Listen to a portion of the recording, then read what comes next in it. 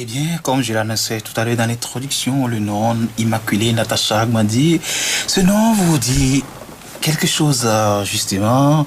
On l'a déjà reçu dans nos studios l'année passée avec son premier ouvrage intitulé Plus de larmes, plus de pleurs. Elle est à son second ouvrage intitulé Raviver dans vos cœurs les flammes de l'amour. Natacha, loué soit Jésus. À jamais, mon frère.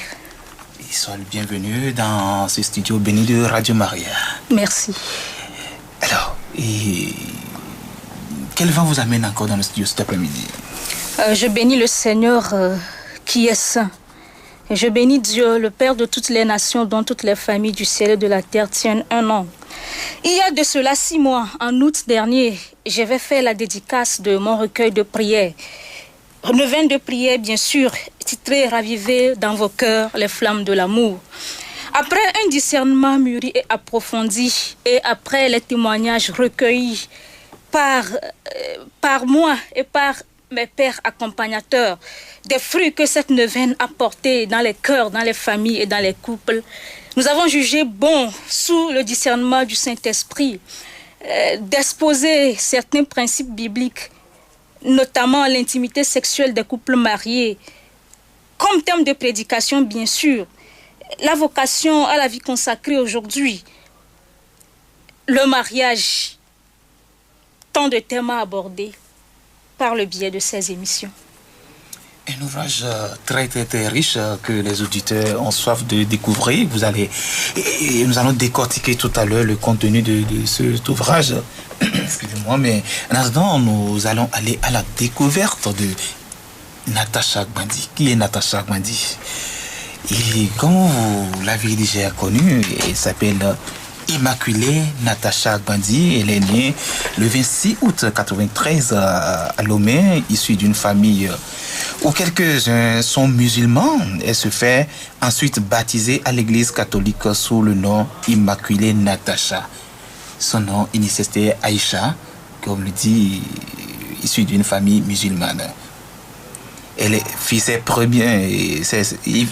prémices d'écrivain au Centre culturel Espérance Loyola, une communauté des pères jésuites, et obtint les meilleurs prix d'écriture, dont les prix de poésie sur le thème de la stigmatisation des personnes vivant avec le VIH-Sida et les prix internationaux de scénarii décernés par l'AJAN au Kenya et le prix du RICEP. Juriste en formation, elle a participé au concours régional francophone de plaidoirie en droit international humanitaire organisé par le Comité international de la Croix-Rouge, puis au concours Jean Piquet aux USA en 1915. En 2015 du moins, où elle fut lauréate.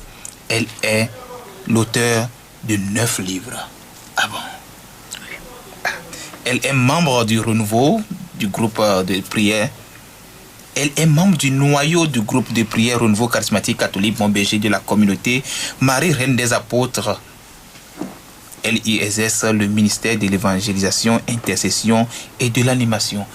Voici présenté brièvement notre auteur, notre écrivain, et avec à son actif 9 livres, Natacha.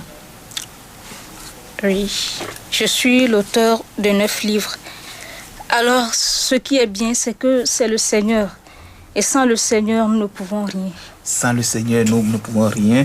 Nous avons découvert votre palmarès. Vous avez fait le tour. Vous étiez au Kenya. Là, vous avez décroché un prix. Vous étiez aux USA. Vous avez décroché un prix. Est-ce que vous pouvez nous parler brièvement de tout ce parcours? Qu'est-ce qui vous a amené à travers tous ces voyages? Lors d'un concours interscolaire organisé par les pères jésuites au centre du centre culturel de la Lomé, un concours qui rassemblait plus de 300 élèves de la localité de Lomé. Le Seigneur m'a accordé la grâce de décerner le meilleur prix de poésie dans mon poème titré « Sang de l'humanité ». Et je me rappelle, dans le temps, je disais ceci: « Oui, jeunesse, je t'interpelle. Ta mort aujourd'hui, c'est entre les cuisses. M'entends-tu? Je dis bien qu'elle est plus entre les cuisses. Oui, toi, jeune fille, cet homme qui te comble de cadeaux, qui te sourit avec trop de largesse, dis-lui que tu préfères que l'avenir te sourie. Quelques années plus tard, toute la gloire à Dieu, j'ai eu la chance de participer au concours régional de plaidoirie à Tunis. Et c'est par la grâce de Dieu. Le concours a été parrainé par le Comité international de la Croix-Rouge. Nous étions environ, je peux dire, 50 étudiants. Il y avait l'IERIS, l'université de Lomé, les 2 universités de Kara. Et j'étais avec mes confrères Ado Djeri et Katenamon Djeri. Et nous avons eu le privilège là de remporter ces prix-là qui ont honoré le Togo. Nous sommes revenus avec des trophées honorifiques. Et comme Dieu l'a voulu, la parole de Dieu dit que pour la cause de Sion, je ne me tairai pas. Et pour celle de Jérusalem, je ne resterai pas inactif. Le Seigneur a voulu l'année qui a suivi que nous participions au concours international de plaidoirie aux États-Unis. Et cette année-là, je me rappelle, le concours n'avait pas été financé par l'État togolais. Mes amis et moi, suite à un jeûne de prière et à un recueillement au Saint-Sacrement de l'hôtel, le comité du concours Jean Pictet en France, le concours se déroulait aux États-Unis, mais le CCJP en France. Nous avons prié, le CCJP nous envoie un mail, un 24 décembre, pour nous dire que nous participerons à ce concours, parce que le concours avait été financé, notre participation avait été financée par le CCJP. Bien, chers frères et sœurs, tenez-vous bien, depuis 27 ans, il y a des étudiants togolais qui ont participé à ce concours. Mais le CCJP ne finance jamais ce genre de concours.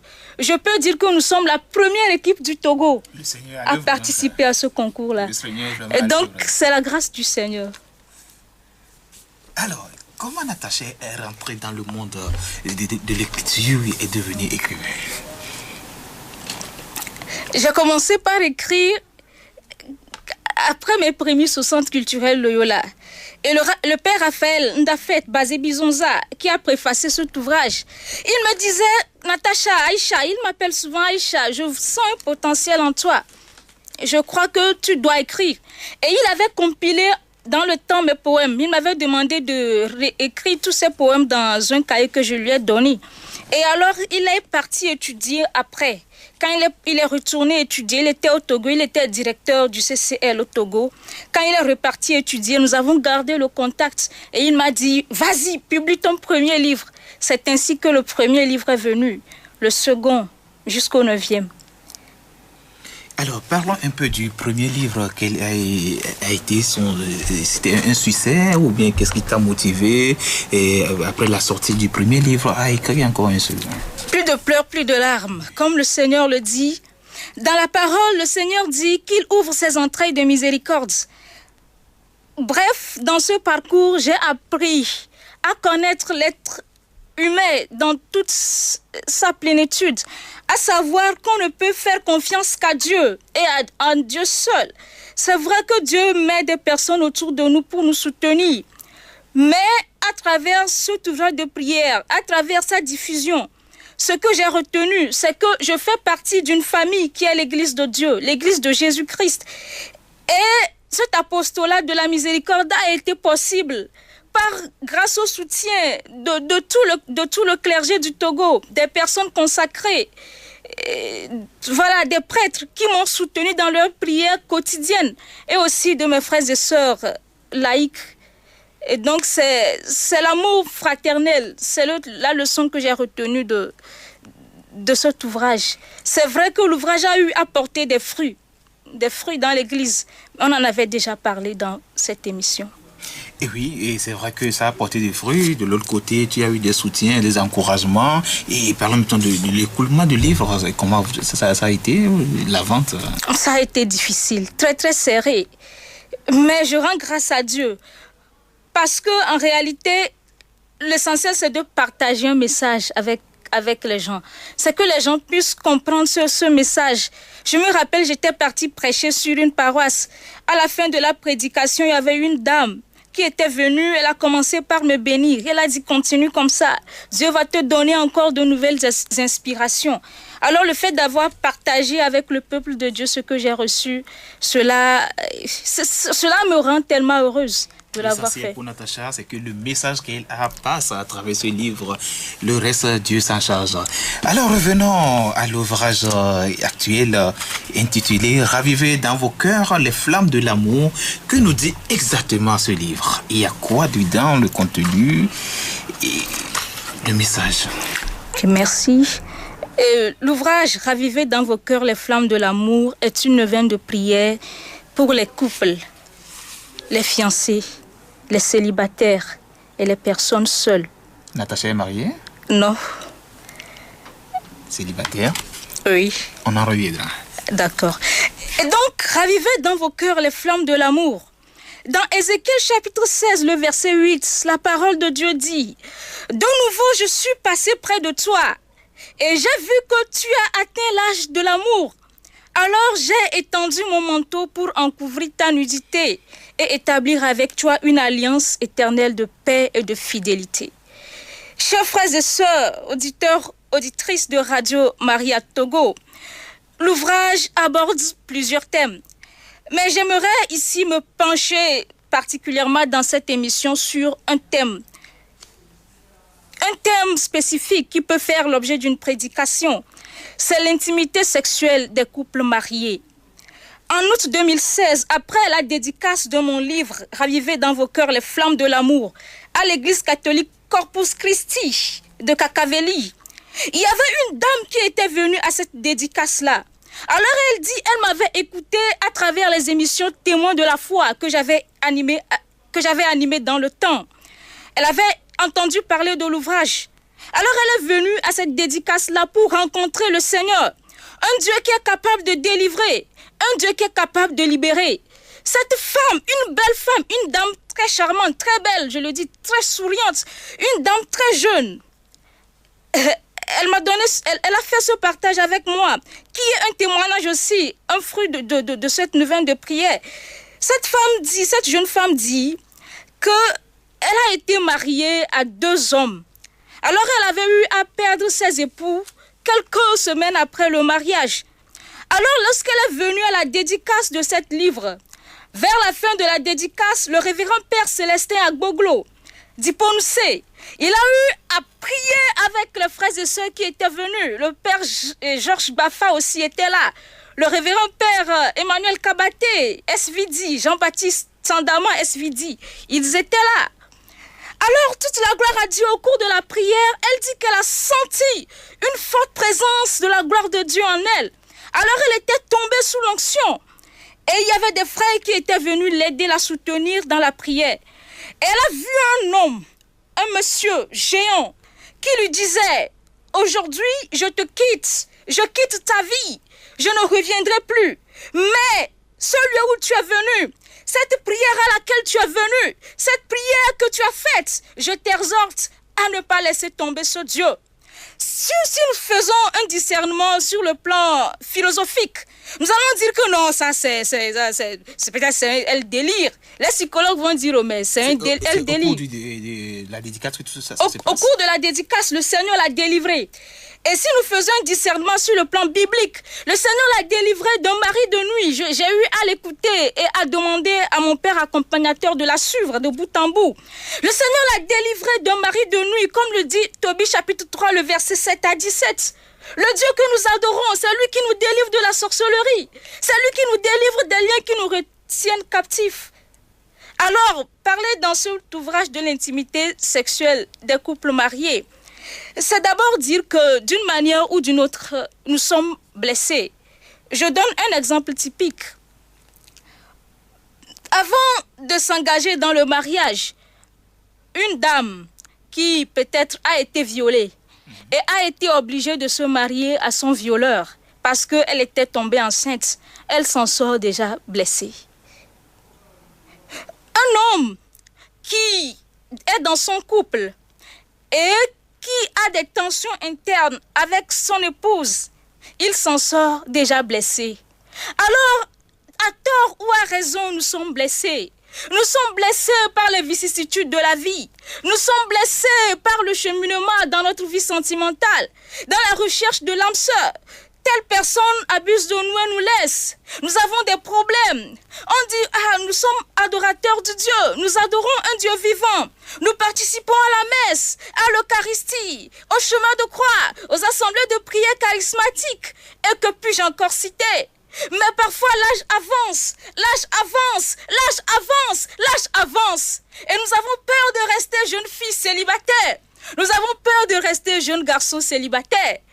Et à côté de ça, il y a également la peur de se marier, la peur de perdre sa liberté de jeune garçon ou de jeune fille. Le grand engagement. Oui. Duquel des jeunes ont peur aujourd'hui. Bien sûr.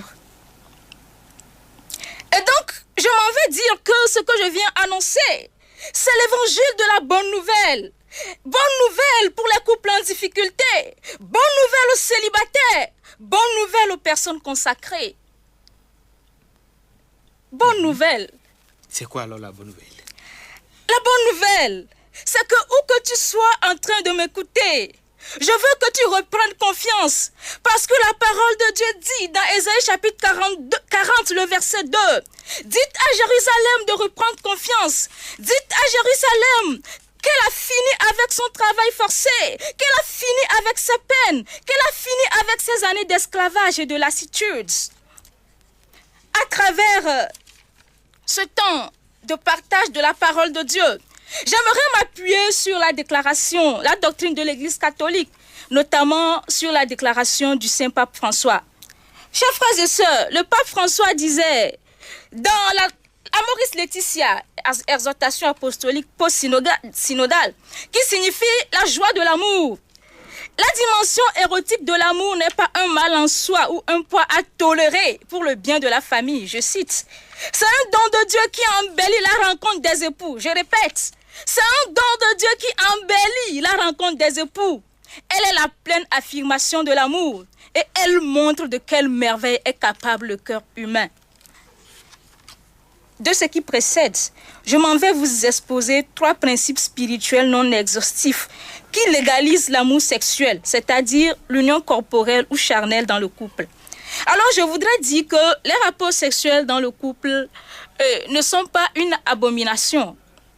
Très souvent, dans nos éducations africaines, on nous dit, on a l'impression que les rapports sexuels sont une souillure. Et c'est un peu choquant de voir parfois même des mariés qui disent, bon, c'est vrai que je suis mariée quelquefois, mais d'autres disent, bien qu'ils soient mariés, après des rapports sexuels avec leur époux, ils sont encore tentés d'aller se confesser. Parce que nous nous sommes revêtus du vieux homme longtemps. Et nous avons ce trouble psychologique qui nous fait dire que non, les rapports sexuels sont sales, c'est de la saleté, c'est de l'impureté, c'est quelque chose qui souille. Et d'autres même disent que le fait d'avoir des rapports sexuels diminue l'énergie, te fatigue ou bien t'expose aux démons et que tu ne seras plus fort spirituellement. Mais la doctrine de l'Église ne nous dit pas ça. Les rapports sexuels dans le couple ne résolvent pas les problèmes, ne résolvent pas les problèmes. Mais ils permettent de faire tomber la tension d'un cran. Tenez-vous bien, je vais vous donner un exemple typique. J'avais un cousin, mon cousin, avec lequel je causais beaucoup. Et un jour, il me dit, sa femme faisait des tapages à la maison et la femme ne préparait plus à temps. Et c'est vrai que sa femme et moi, nous causons beaucoup parce que nous sommes aussi de la même génération. Nous causons beaucoup. Alors il dit, oui, moi, ma femme, ces temps-ci fait des crises d'humeur, elle ne prépare pas à temps. Quand je reviens, je ne trouve pas le repas comme cela se doit. Alors il y avait une sorte de tension interne dans le couple qui faisait qu'ils ne pouvaient plus s'entendre. Alors, je lui ai posé la question, cousin, qu'est-ce qui se passe exactement? Et quand il a voulu mieux comprendre, il me dit, moi, j'ai décidé de la punir, de ne plus avoir des rapports sexuels avec elle, bien que nous soyons légalement mariés, parce qu'elle m'a humiliée devant les invités. Et ça fait 6 mois, j'ai pris ma chambre à part, elle aussi, elle ne dort pas, elle ne doit pas avoir accès au lit conjugal, il faut que je vais la redresser. Alors je dis, j'ai eu aussi, enfin, d'ailleurs on dit, je suis devenue un plaidoyer, j'ai fait un plaidoyer. J'ai eu aussi à causer avec la dame, de long en large. Alors je lui ai dit, mon cousin ne savait pas, je lui ai dit, tu sais ce que tu vas faire? Comme le cousin, il a l'habitude de revenir à 17h. Et que quand il revient à 17h, la femme a l'habitude de faire la cuisine. Je lui ai dit, bon, demain, dimanche soir, tu fais comme si tu étais malade et tu te couches. Et tu ne prépares pas. Alors le cousin revenu du service, il ne voyait pas sa femme. Et il était parti chez sa femme. La femme était couchée sur le lit, toute grelottante, comme si elle était malade. Alors, quelque chose s'est passé. On dit souvent qu'un enfant peut s'amuser avec les mamelles de sa maman. Mais l'enfant ne peut pas s'amuser avec le pompon de son papa. Ouais. Et donc, les rapports sexuels, alors, en ce moment, elle portait un pagne. Mais je ne sais plus, je me rappelle qu'elle m'a dit que le pagne était tombé. Et quand le pagne tombe, ça veut dire beaucoup de choses. Bien, chers frères et sœurs, l'intimité conjugale des couples mariés, s'il faut en parler, j'en parle avec joie. Parce que je m'appuie sur la doctrine de l'Église. Je m'appuie sur ce que la parole de Dieu dit. Ce n'est pas une saleté, ce n'est pas quelque chose... Il y a ce qu'on appelle la beauté de l'amour sexuel. Alors, une femme ne peut pas se refuser à son mari. À partir du moment où vous êtes légalement marié, cela va de soi. Cela va de soi. Mais Natacha, tu sais que c'est un problème, c'est un sujet qui cause beaucoup de problèmes dans les couples aujourd'hui. Il y a les couples légalement mariés ne parlent pas de ce sujet. Ils n'en discutent jamais. Oui, les couples légalement mariés n'en parlent pas. Et on a fait un tabou. Un tabou. Je donne un exemple. Ça dépend de l'éducation de base aussi. Oui, l'éducation de base. Et l'Église veut nous redonner une éducation sexuelle chrétienne. Une éducation saine à cet effet. Parce que cela est la source de beaucoup de maux, de conflits, qui minent, qui gangrènent, qui affectent, qui engendrent un misérabilisme affectif sans remède dans les couples aujourd'hui. Et vous voyez, et il y a d'autres qui vont même jusqu'à se séparer de leur époux à cause de ça. Et quand une femme n'arrive pas à répondre aux attentes de son mari, ça peut engendrer la rupture, la fissure dans le couple. Ah oui. Oui. Et donc, si j'ai parlé ainsi, je voudrais également parler aux hommes. C'est comme si je m'adressais seulement aux femmes. Je ne suis pas féministe. Aux hommes, il y a certains hommes, par exemple, ils battent leurs femmes. J'avais écouté une jeune dame que j'avais eu à accompagner dans la prière et son mari l'avait battue et l'avait mordue parce que la femme a refusé d'avoir des rapports sexuels avec lui. Et donc, c'est vrai qu'il y a l'aspect psychologique, mais aux côtés de l'aspect psychologique, il y a également la volonté, le désir, le consentement des uns et des autres. C'est-à-dire, il faut que l'homme soit d'accord et que la femme soit d'accord. C'est comme une liturgie. Il y a le chant d'entrée, la liturgie de la parole, l'Eucharistie. Donc des préliminaires. Oui, c'est une liturgie. Et ça s'apprend ou bien comment je n'en sais rien parce que je ne suis pas encore mariée. Et qu'est-ce que l'ouvrage propose aux couples chrétiens par rapport à ça? Oui, je rappelle en passant que j'ai accompagné Trophée Vierge, les éditions Trophée Vierge. J'ai été une fille qui a accompagné Trophée Vierge. Ça n'est pas accompagné en tant que telle. J'ai été un peu membre de l'équipe de... Voilà. Et donc, à travers cet ouvrage-là, je voudrais que les couples ravivent la flamme de l'amour dans les foyers. Dans toutes les dimensions, à travers le dialogue, à travers la communication. Et aux pages 38 et 39 de mon livre, je parle du langage du cœur, c'est-à-dire et du langage du corps. Le langage du cœur, c'est la communication. C'est-à-dire qu'on s'assied, on fait table rase, on discute de ce qui ne va pas. Comme l'appelle l'équipe Notre-Dame, le devoir de s'asseoir. Voilà. Et puis ça doit se faire chaque jour. Ça doit se faire même à tout moment. C'est pas une fois par semaine. Chaque soir, les couples doivent prier. Si vous ne priez pas, vous ne prierez plus. Et prier, ça sous-entend beaucoup de choses. Quand je parle de prier, ce n'est pas l'Ave Maria, le Pater. C'est vrai, ce sont des prières. Mais il y a à côté de ces prières, d'autres prières que j'appelle le dialogue du corps.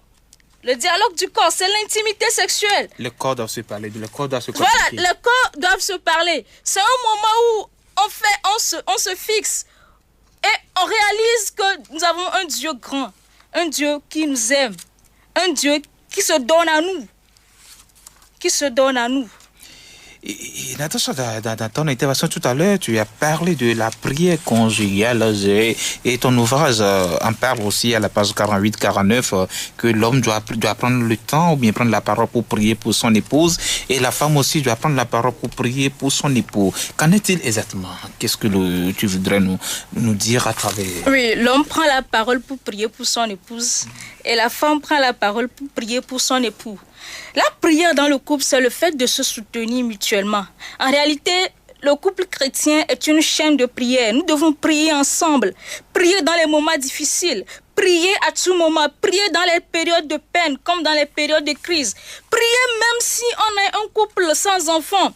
Prier parce que nous sommes dans l'espérance que nous avons un Dieu qui nous appelle, qui nous donne la vie. Prier parce que nous nous aimons. En effet, dans le livre de Genèse, quand nous voyons l'histoire de Rebecca, quand nous lisons son histoire, elle a épousé son mari Isaac. Elle n'a pas eu d'enfant. Elle a épousé Isaac à 40 ans. Et ils ont eu des enfants 10 ans après. C'est l'espérance d'un Dieu qui vient à nous. C'est l'espérance d'un Dieu qui est capable de donner la procréation. C'est l'espérance d'un Dieu qui nous redonne la paix du cœur, qui nous donne la joie. Parce que ce Dieu que nous adorons, Jésus de Nazareth, il est à côté de nous. Il voit nos misères, il voit nos peines. C'est vrai, les gens vont dire, il n'y a qu'un homme et les blancs. Dis quelque chose. Dis-moi, ma biolo, on peut dire ça, mais toi tu n'es pas marié, tu veux parler au couple. Mais ce que je dis, je ne peux pas me taire parce que c'est ce que le Seigneur me met à cœur. À travers des écoutes, des séances de prière, d'accompagnement, j'ai senti la nécessité de revenir sur la question du dialogue dans le cœur, dans le couple. Et de parler de la beauté de l'amour sexuel. Ce n'est pas le monde qui vient dans l'église. Ce n'est pas le monde qui vient dans l'église. Il y a certaines personnes, certaines femmes, elles sont avec leur mari, elle est avec son mari, elle se couche d'une manière, elle porte le pagne, le mari veut la toucher, elle dit non, tu sais, moi je suis timide, elle dit tu sais que je suis vierge. Mais tu étais vierge avant, est-ce que tu es toujours vierge? Et il y a certains hommes, quand ils sont déséquilibrés, ils peuvent aller ailleurs, ils peuvent aller chercher une femme ailleurs. Parce que la sexualité dans le couple doit être consensuelle. C'est une manière d'en parler et d'en parler sans tabou. Alors, pour en revenir, il y a quelques semaines, j'étais à Kolundé, dans le diocèse de Sokodé. Et j'avais reçu la bénédiction de l'ordinaire du lieu pour aller là-bas, pour prêcher un triduum, un temps de prière en prélude à l'inauguration de la grotte mariale de Kolundé. Alors, au cours de la prière, il y avait une dame qui portait les corsets. Et le corset, c'est sous forme de ceinture. Ce sont des ceintures, c'est sous forme de gaines, que les personnes portent, ceux qui souffrent de colonne vertébrale et de maux de hanche. Au cours de la prière, j'ai annoncé la parole de Dieu. Et j'ai proclamé un Dieu capable de délivrer et de guérir. Toute la gloire à Dieu. C'était la première fois pour moi de vivre un tel miracle, si je peux le dire, dans mon ministère. Depuis que j'ai fait l'expérience de l'effusion pour la vie dans l'esprit. Parce que je suis partie dans une académie supérieure de la sanctification. Et j'ai fréquenté dans cette académie-là. J'ai obtenu un diplôme dans cette académie-là. Cette académie, c'est le désert. Cette académie, c'est le brisement. J'ai su que le Seigneur me voulait du bien. Alors, au cours de la prière, elle a enlevé le corset. Elle a marché jusqu'à l'autel pour l'imposition des mains du prêtre. Je n'en revenais pas. Et je me rappelle encore, vendredi, elle était encore revenue. Vous voyez, Dieu veut nous guérir, Dieu veut nous guérir. Dieu veut nous guérir. C'est pourquoi je veux annoncer à une femme qui ne conçoit pas qu'elle va concevoir. Amen. Je veux annoncer à un homme qui souffre d'impuissance sexuelle que Dieu peut le guérir. C'est vrai que la médecine guérit, mais le Dieu de Jésus-Christ, Jésus de Nazareth, celui qui a dit à Sarah qu'elle enfantera 7 fois, peut te faire enfanter. Je veux dire à un couple en difficulté, à un couple broyé par le souci, à une femme qui a envie de quitter son mari, de reprendre confiance. Tiens bon, sentinelle, la nuit sera longue. Mais le jour viendra.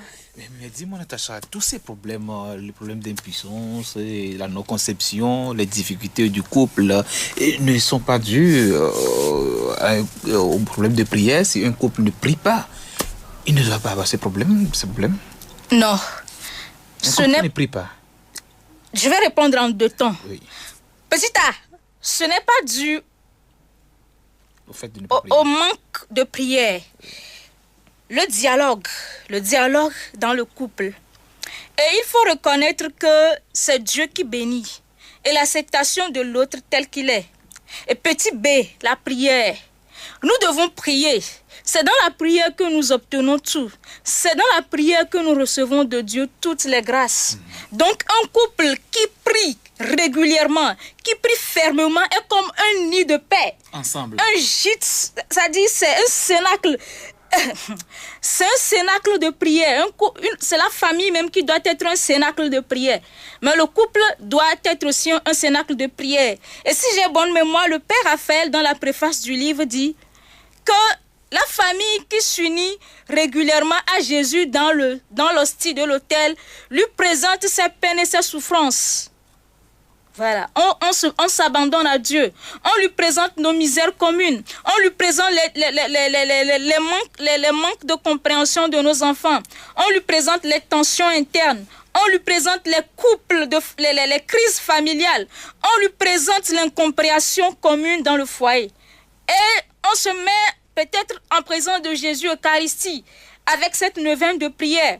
Et on prie, on se met dans le bain du Saint-Esprit et on présente à Dieu tous nos péchés, tous nos fardeaux, nos maladies, nos infirmités. Même si on est séropositif, même si on souffre d'un cancer de sein, on présente tout ça à Jésus. Même si on est dans l'espoir d'un enfant qui ne vient pas, même si on a adopté des enfants, même si l'âge est avancé, on s'offre à Dieu. Le couple ne doit rien cacher à voilà, Dieu. On s'offre doit à être Dieu. en dialogue permanent avec Dieu. Alors, dialogue permanent avec Dieu. Maintenant, le dialogue entre hommes et femmes.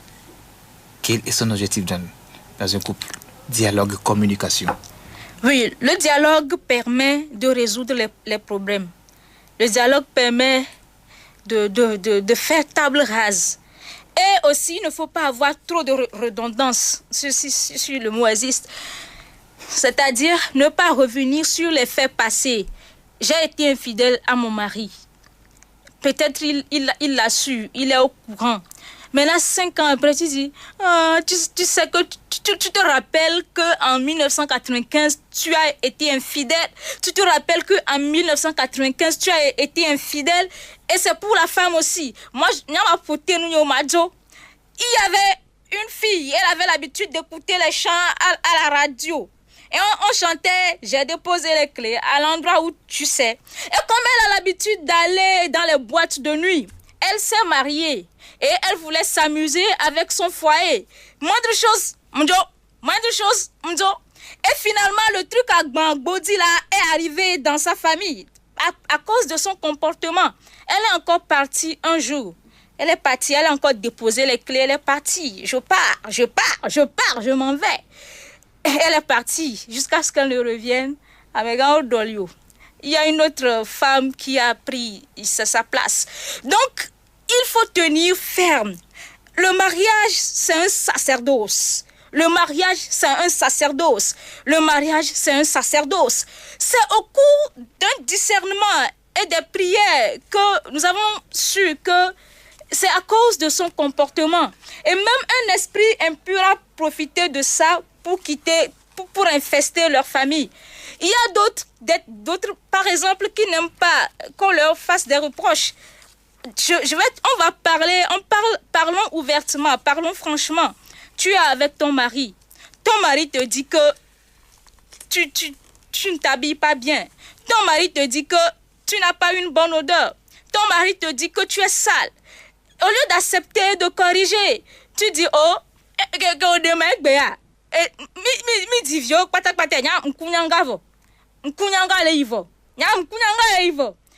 oh! Et on va même jusqu'à... Parfois, même, on laisse pousser les cheveux blancs. Femme, je vais te dire ce soir, lève-toi, ondule ta tête. Hey, prends soin de ton corps. Même si ton âge avance, quelles que soient les situations que tu traverses, il faut que tu sois belle pour ton époux. Il faut que tu sois présentable pour ton époux. Il faut que tu sois une hostie vivante, une hostie agréable pour ton époux. Vous voyez, je vais vous exposer la théorie des hosties cassées. La théorie des hosties cassées, c'est quand une femme se présente à son mari. Vous voyez, le soir, beaucoup de choses peuvent se passer. Et souvent, on dit que la nuit porte conseil. La nuit porte conseil. Vraiment? La nuit porte conseil. Seules les grandes personnes peuvent me comprendre. Les jeunes ne peuvent pas comprendre. Les grandes choses se passent. Oui, la nuit porte conseil. Et vous voyez... Et quand une femme se présente à son mari comme une hostie cassée, c'est-à-dire tu te présentes à ton mari avec des sous-vêtements sales, des soutiens-gorge sales, qui étaient blancs avant, qui sont devenus après café, excusez-moi. Mais il faut qu'on se dise la vérité. J'aimerais qu'à travers cet ouvrage de prière, on retrouve la beauté de l'amour conjugal. Et tu dis non. Alors peut-être ton mari, quand il va sortir, quand il va voir une autre fille derrière, bien habillée, bien parfumée, quel que soit son âge, il va découcher. Et tu vas dire que non, il m'a trompé. Mais je vais te dire qu'il ne t'a pas trompé. Parce que tu t'es laissé, tu n'as pas pris soin de toi. Peut-être c'est à cause de ton comportement. Tu fais venir trop de personnes dans votre couple. Et bien, tassi à lava, soamé à lava, et la maison est saturée. Tu dis, c'était ma cousine, elle doit habiter avec nous. C'était mon cousin, il doit habiter avec nous. Non, chérie, toi-même, tu sais que c'est un orphelin. Combien de personnes vas-tu accueillir dans ta maison? Combien de personnes vas-tu accueillir dans ton foyer? Et c'est cette petite soeur que tu héberges chez toi, c'est elle qui va te raviver ton mari, te rafaler ton mari. Alors quand je parle de l'intimité sexuelle, c'est que dans une maison, on doit pouvoir être à l'aise. L'homme et la femme doivent avoir un espace personnel, un espace propre à eux. Et quand, à cause de tous ces comportements-là, tu perds cette personne que Dieu t'a donnée, je vais t'annoncer ce soir que Jésus même est d'accord, la Vierge Marie est d'accord, Saint Michel est d'accord, Saint Antoine de Padoue est d'accord, même le Saint-Esprit est d'accord. Si à cause de ton mauvais comportement, ton mari te quitte, à cause de tes crises convulsives, on a fait venir des gens, on a parlé, tu dis non,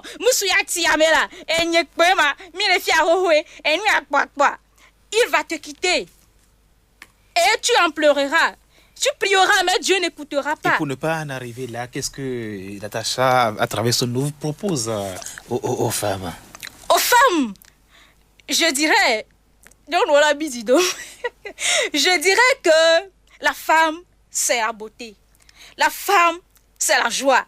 Quand le pape François parle de Amoris Laetitia, c'est-à-dire la joie de l'amour, ravivons les flammes de l'amour dans nos foyers. La femme doit pouvoir encore savoir que son époux a une place de choix. Quant aux veuves, elle doit pouvoir savoir que je représente, c'est-à-dire quand on voit l'image de mon défunt mari. La femme doit pouvoir réconcilier les enfants entre eux, entretenir de bonnes relations avec sa belle famille, entretenir de bonnes relations avec son entourage. C'est la femme qui amène la paix dans le foyer. C'est la femme qui est artisan de paix. La femme est artisan de paix, la femme amène la paix dans le foyer. Natacha, nous allons revenir un peu à l'ouvrage pour voir sa structure.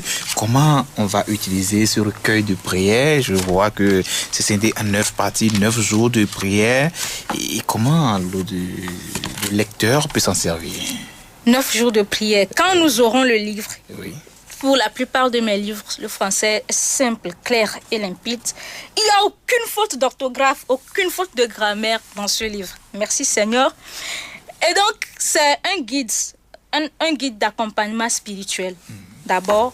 Et c'est aussi un recueil de méditation, de prières et d'exhortations, prédications. Qui traite de tous ces thèmes dont tu as parlé. Tous ces thèmes. Oui. Et donc, vous y trouverez les prières pour les personnes consacrées, les prières pour se libérer des maris de nuit et des femmes de nuit, par l'intercession de Notre-Dame de la Délivrance. Des prières pour implorer la grâce de la fécondité. La fécondité sur tous les plans. Fécondité financière, fécondité humaine, demander des enfants, la fécondité sur tous les plans. Et aussi, prière de guérison des blessures émotionnelles et relationnelles. Nous qui avons été victimes de viol, nous qui avons vécu des ruptures répétées dans la vie sentimentale, dans le choix de l'âme sœur, nous qui avons perdu des enfants qui sont nés qui sont morts-nés, qui sont nés morts. Oui, morts-nés, morts. Qui sont morts-nés. Alors, toutes ces choses-là affectent un couple. Toutes ces choses-là blessent un couple. Nous devons arriver à prier afin que Dieu puisse guérir nos blessures intérieures. Dieu puisse nous refaire, rebâtir notre cellule intérieure. Vous y trouverez également des prières à faire ensemble entre l'homme et la femme. Pour ne citer que cela, des prières pour les jeunes, prières pour demander un bon emploi rémunéré, prières pour demander à Dieu de nous aider à prier, à être stable, à être fidèle. Il y a aussi une autre formule de prière que j'aimerais citer et qui m'échappe. Voilà, vous y trouverez des prières pour les provisions aussi, la prière pour la provision. Le don, je parle là-bas du don de la dîme, de l'offrande dans le couple. Alors, tu pries pendant 9 jours et c'est fini ou bien c'est des prières à répétition? C'est une neuvaine de prière. Oui. Mais dans l'écoute et l'accompagnement, je rappelle que l'Église permet d'accompagner. C'est-à-dire dans l'Église, les pères sont les directeurs spirituels. Les laïcs peuvent accompagner. Mais il faut un certain degré de maturité spirituelle. Il faut aussi être encadré par les aînés de l'Église, ce que je fais d'ailleurs en paroisse quelques soirs. Alors, à quelques personnes que j'ai eu à accompagner, des gens qui ont été blessés dans la vie, les blessures émotionnelles, je leur demande de s'arrêter seulement aux prières pour implorer les guérisons des blessures intérieures et de prier avec ces prières-là pendant 7 jours ou pendant 9 jours ou pendant 3 jours ou chaque jour jusqu'à ce qu'on ait la paix du cœur. Pour les personnes qui sont victimes des attaques répétées des maris de nuit et des femmes de nuit, je propose une prière de délivrance, de libération aux toutes premières pages de l'ouvrage. Et à travers cette prière, ça c'est tout un cheminement. Et il faut également qu'un aumônier ou un prêtre prie pour vous impose les mains pour briser ces liens-là de votre vie. Parce que je le dis, c'est Jésus qui m'a délivré, c'est Jésus qui délivre, c'est Jésus qui t'a délivré, c'est Jésus qui veut te délivrer. Alors à travers ces prières, vous priez en vous abandonnant à la Vierge Marie et en lui demandant de vous libérer des liens des maris de nuit et des femmes de nuit. Et comment ces esprits se manifestent-ils? Ils se manifestent à travers des rapports sexuels avec leurs victimes, dans le sommeil ou à l'état d'éveil. J'avais écouté une jeune fille qui, elle voit comme ça le mari de nuit couché à côté d'elle. Elle se couche sur le lit et elle fait la flash comme ça, comme quelque chose qui la flash. Elle voit un homme couché à côté d'elle. Et ces esprits vraiment portent gravement atteinte et font vraiment du mal à leurs victimes. D'où la nécessité d'être délivré pour s'engager dans le mariage. Et tu proposes des prières pour la délivrance des maris de nuit? Non, je propose des prières d'auto-délivrance. Prières d'auto-délivrance. Et de libération. Et comme accompagnement, module d'accompagnement spirituel, je demande à ceux-là qui sont victimes de telles attaques ou bien de tels esprits d'aller vers les prêtres pour se faire accompagner. Je dis bien d'aller vers les prêtres, leurs curés, leurs prêtres en paroisse pour se faire accompagner. Je répète, d'aller vers les prêtres pour se faire accompagner. Alors, quel est le degré de délivrance de la prière d'autodélivrance? La prière, degré de délivrance. Oui, c'est la foi. C'est la foi. A dit, d'abord, je vais proposer, d'abord, la prière d'autodélivrance se fait en 3 temps. Je sens que j'ai un tel problème. Je renonce, je dénonce et je me fais délivrer. Vous dites ce que vous avez, comment cela se manifeste et le Père va vous écouter. S'il y a besoin d'une prière, il prie avec vous. Et la prière de délivrance peut durer dans le temps, comme elle peut se dérouler seulement en quelques instants. Cela dépend de ce que nous vivons. Alors, revenons un peu sur l'auteur de cet ouvrage, Natacha Aïcha. L'ancien homme, on peut dire comme Saint Paul était Saul, a quitté cette personne de Saul qui est devenue Paul. Et Aïcha est devenue Immaculée Natacha Bandi. Alors revenons aux activités de Natacha dans l'église aujourd'hui. Natacha fait quoi? À part vos ouvrages, vous faites quoi dans l'église aujourd'hui? Merci. À part mes ouvrages, je participe à la vie de l'église. Je participe à la vie de ma communauté de prière. Et donc, je suis membre du groupe de prière du Renouveau Bon Berger de Vaposito. Je suis à la fin de mon mandat dans le noyau. Merci. Et au-delà de ça aussi, il y a quelque temps, nous faisons des prières de ministère, c'est-à-dire que nous appelons soirées de fécondité. Ce sont des prières qui se font dans l'église et c'est un apostolat que je fais. Je suis responsable de cet apostolat-là et je me fais accompagner par un père directeur et aussi par la communauté, les pères en communauté là-bas. Et donc nous prions, nous écoutons les gens. Et 2 fois par mois, nous prions pour les couples et les familles. Nous appelons ça soirée de fécondité. Les 16 et 17 juin 2017, au CCL, dans la salle polyvalente du Centre culturel Leola, on a les soirées de fécondité. C'est le ministère et c'est le révérend Père Célestin Agboglo qui sera là pour prier pour la délivrance. Après, on fera la prière de guérison intérieure, des blessures émotionnelles aussi. Merci à Natacha Immaculée Bandi. Et quels sont les points de vente de tes ouvrages? D'accord. Vous trouverez les livres aux paroisses, au secrétariat des paroisses suivantes. Radio Maria Togo, Kégué, paroisse universitaire, Agbalepedo, à Loyola chez les pères jésuites, à Avedi, paroisse Marie Totokos, au point de vente des objets de piété, paroisse Saint-Kizito, paroisse Jésus Bon Pasteur, ou à Vaposito, au 91 91 07 91. Encore une fois, vous donnez les contacts. 91 07 91. Envoyez-nous des messages, s'il vous plaît. Et pour le ministère des 16 et 17 juin, au centre Leola, dans la salle polyvalente, je rappelle que c'est de 18h à 20h. Le ministère sera encadré par les prêtres. Je voudrais donc m'incliner pour saluer son Excellence, Monseigneur Denis Amouzou Diakba, qui m'a reçu et m'a donné sa bénédiction paternelle avant la dédicace de cet ouvrage, et aussi mon père curé accompagnateur, le père Benoît Penoukou, le père Célestin Agboglo, la sœur Justine Bacha et le frère Moïse Betigo.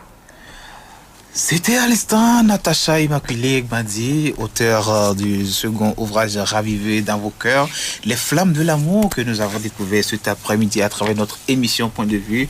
Nous arrivons ainsi à la fin de cette émission. Derrière la belle vitrine s'appelle Gilbert Avo, présentation Charles Agboro. Bonne position d'écoute sur votre Radio Maria. Merci.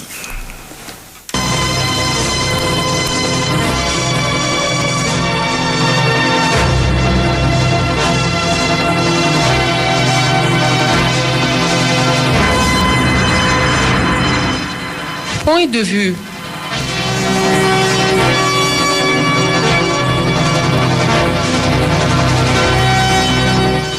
Point de vue au partage du savoir.